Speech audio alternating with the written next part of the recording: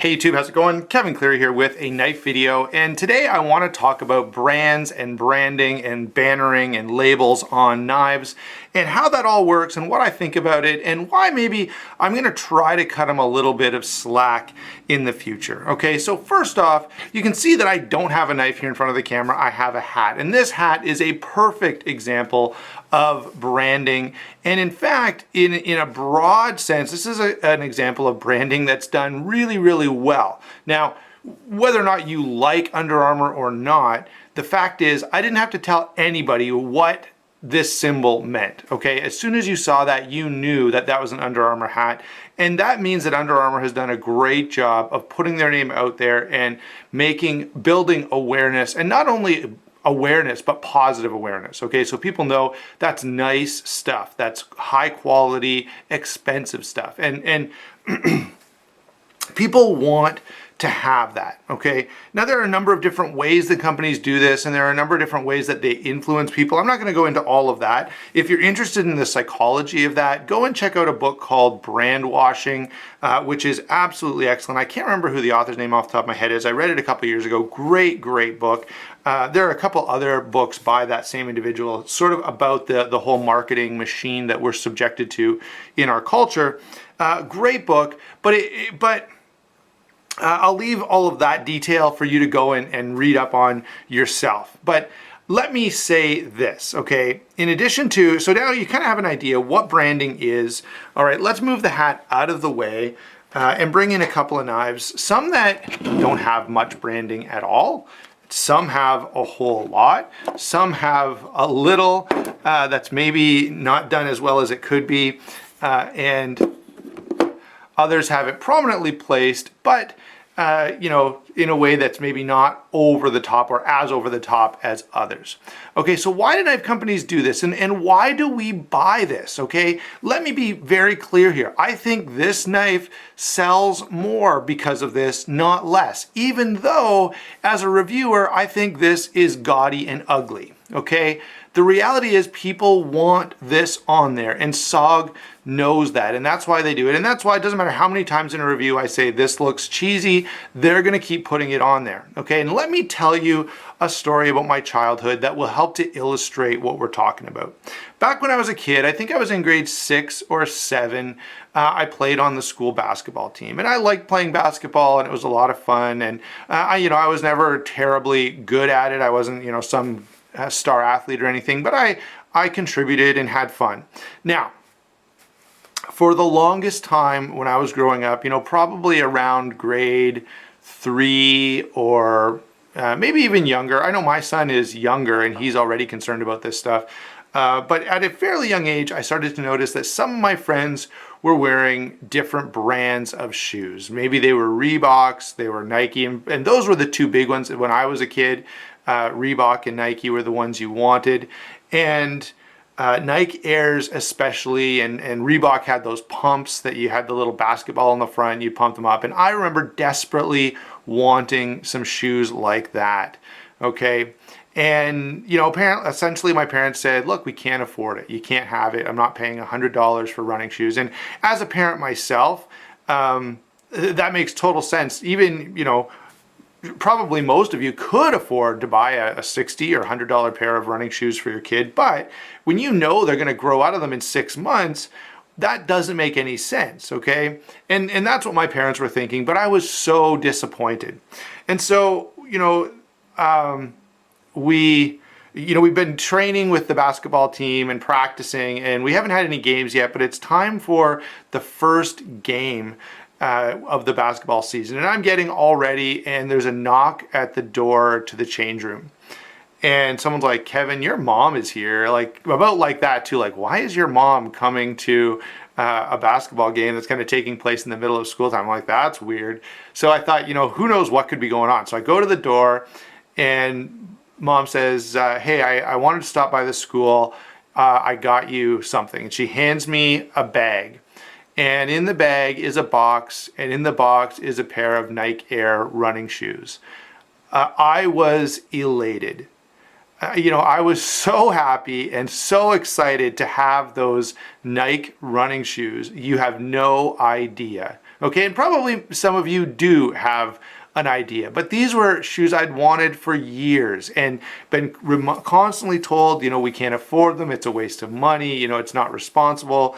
And my mom shows up before the first game of the basketball season with a pair of Nike running shoes, and I was over the moon, right? And so that brings us to the branding.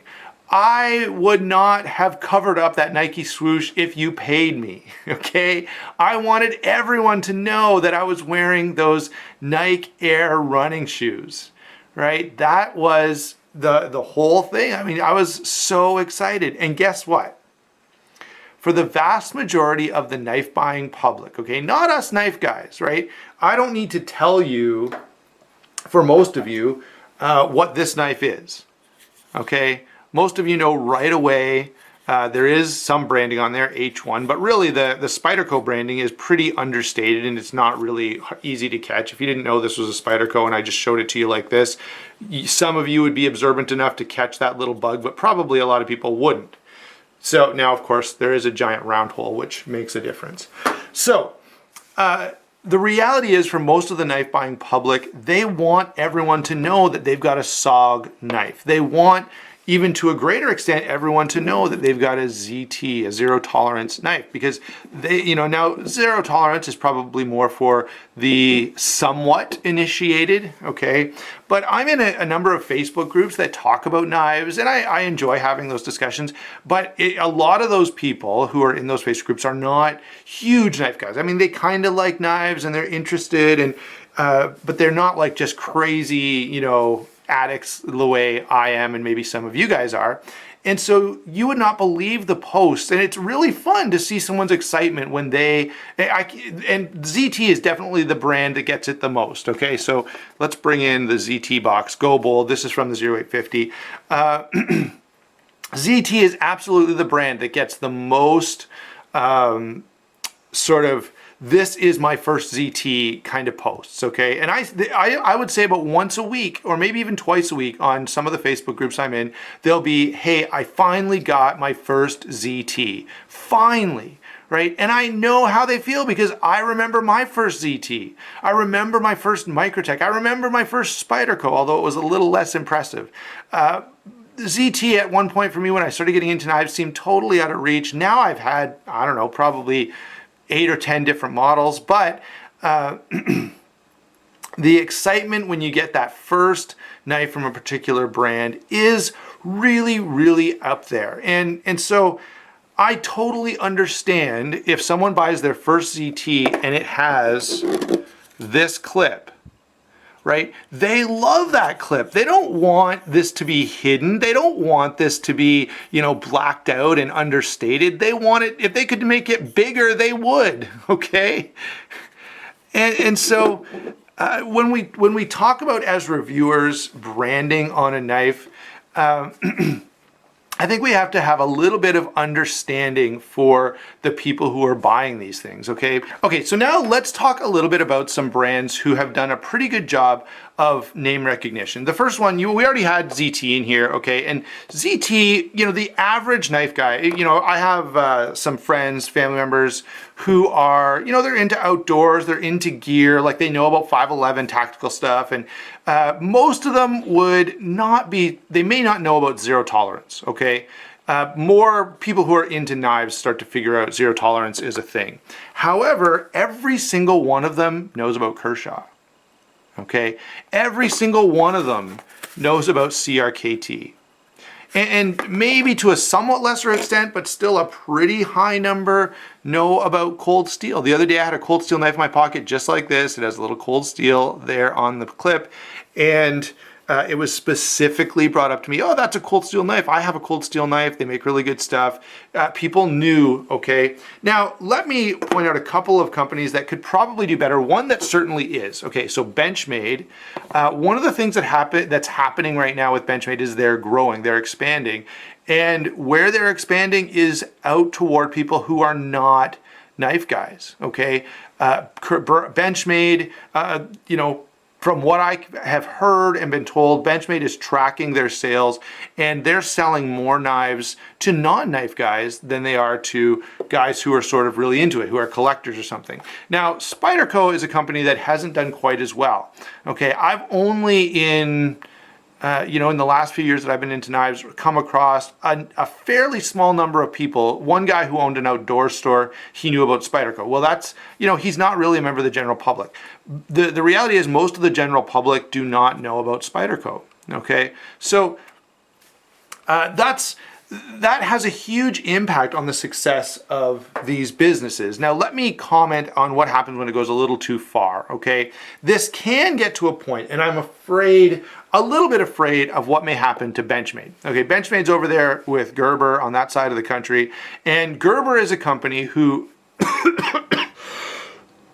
excuse me, their name recognition is way up there. Everybody knows about Gerber. And what's happened now is primarily they sell knives based on the fact that they're labeled Gerber rather than on the fact that they're good knives. Now, I'm not going to debate that there are some good Gerber knives out there, but they are few and far between. And my experience has not been good with Gerber. Now, in fact, my experience has not been that great with SOG either. And again, I think this is a company that a few years ago, not a lot of people knew about, but now a lot of people know about SOG, and they have gone in the same direction as Gerber. They're selling knives because they say SOG, not because they're quality. Now, Benchmade is still making pretty good quality stuff, and I know some of you will want to debate that, but honestly, I've been pretty impressed. I have the Freak here with me now, and honestly, this is a great knife. I also have the Boost. I don't have it with me, so I can't show it to you, but it's really good. And I even de-assisted it just to see how the action was de-assisted, and it was amazing. Honestly, maybe even smoother than this, and this is amazing. Let me just demonstrate.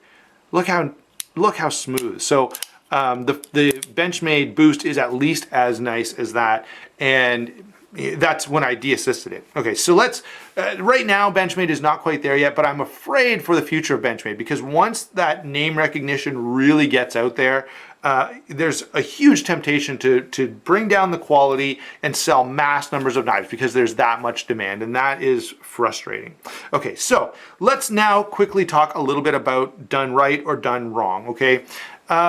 This is an example of branding that's not that great, okay? Manly. It just says Manly on the side. This looks like, I don't know, someone just typed it out on the computer and pasted it on there. Not great.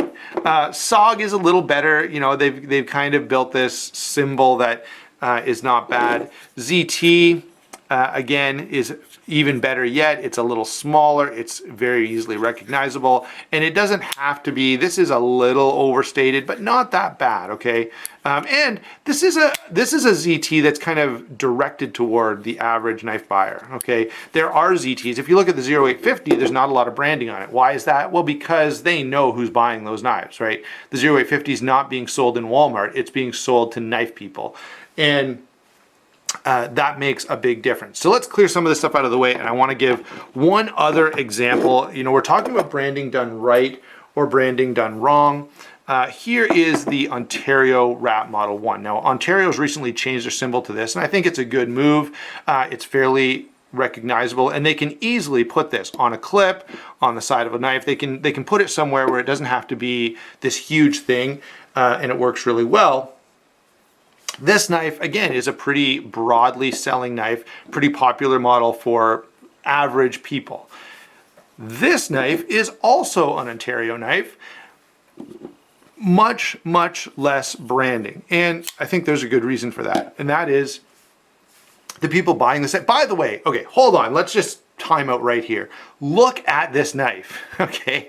When it comes to design, this is well done, okay? It's clean, it's simple, it's smooth, it's attractive. This is a great looking knife. And so I think a total win from that perspective. But look at the branding. Very small Ontario knife. Whoops. Ontario knife, Taiwan. Over here, they've got the OCK. Hold on, there we go. Cerberus, right? but very understated. And in fact, if you just look at it like this, you can barely see that. Why? Well, they know that they're not selling these to the guy who's going into Walmart to buy a knife. They're selling these to knife guys. And I think they've done a great job with this knife. By the way, here would have been a good example of branding done wrong. If they had slapped this symbol like somewhere here on the side of the knife, that would wreck it. What makes this knife beautiful is the fact that it's so clean and so attractive. Further, I'm a guy who really likes those satin grind lines. Look at how beautiful. So I don't want a whole book written here. This is one of the problems I sometimes have with ZT. They'll write and write, you know, they've got all this stuff on here. Now, by the way, I often think that there's a contractual element to that, okay? That they have promised the designer that, hey, your name, Todd Rexford, or, you know, Sinkovich or Les George will be prominently displayed on the knife, so everyone who sees it on Instagram or wherever else will know who made it. I do think that's probably part of what's going on when you see all that stuff on the side of a ZT blade. I do wish they'd find a better way to do it. And so there are times when that detracts from a knife. Let's see how... Here's a good example. It's not too bad, but on the Benchmade Freak, it has first production up here. I could have lived without that. The S30V is kind of small, it's understated. The grind here is kind of a nice area that really adds to the beauty of the knife. And so printing something on it, I do think detracts a little. Not the end of the world. And that one's not bad. Like ZT sometimes has multiple lines. So there are ways that you can detract from your design with your branding, and knife companies should try not to do that. Here's an example of it done really well. If I take a close look, I can figure out who this is, but from just this kind of standpoint, you're not even gonna know. Now there's one other, oh wait, here we go. There's one other example that I want to give, and that is to higher end or even custom makers. Often they don't do much. Like there's not much on here that tells you this is a Curtis knife. The F3 is there, but you really have to look for it. Over on this side, you can see the Curtis knives, but someone just kind of looking over this may or may not pick up on that. And other knives, you know, if you pick up a Todd Rexford knife, if you picked up a Will Moon knife, if you picked up a Flavio Acoma, lots of different guys, their design style is so distinctive that people who are into custom knives are going to know right away. Okay, and this is an example of this. One time I posted an Instagram picture of like just this, and guess what? Everyone looking knew it right away that that was a Curtis knife, because it's a distinctive styling element that Curtis has used to differentiate his brand. Okay, and that's another way of doing this that's very classy, right? It's, you know, I don't have this big Curtis labeled across here. You know, I don't have anything, you know, shouting from the rooftops that this is a Curtis knife. It's sort of some, you know, just a crosshair pattern here in the pocket clip and here on the pivot. And it just kind of ties things together and looks really good, while also serving as a way of branding. So there you go, guys. Let's bring in a few more knives here that you guys can enjoy while we're doing this. This guy, by the way, is visiting for just a little maintenance and TLC. What else can we throw in here? Let's get the Mora back, since that was the guy that started it all off. So there you go, guys. There are some nice knives. That's my take on branding. Let's pick on this for a second. Okay, here's a good example of branding that takes away from the design. Cold steel, it's a little too big. Like, why not put it up here, put it here, somewhere other than on this very nicely ground blade, okay? The blade looks awesome, but you detract from the grind work and the attractiveness of that blade and they have done a great job with it, but why put Talwar that big in that spot? Okay, just tone it down a notch, and that would be very much appreciated. Okay, so there you go, guys. That's my take on knife branding. The first thing that I want to say is, yeah, give them a break, because people who have saved and dreamed about owning a Benchmade but just couldn't spend $100 on a knife for a long time, they want that butterfly right there, okay? They want that branding. They want it to be, they want ZT on here, because that's been a knife they've looked at and dreamed about and saved up for. And so We have to understand that aspect of it. And so as a reviewer, I'm going to try to tone it down a notch. Now that as viewers, you also kind of know where my thoughts are on that. So when I talk about branding in the future, you kind of have an idea of where my head's at. Thanks for watching. Don't forget to like and subscribe, and we'll talk to you soon.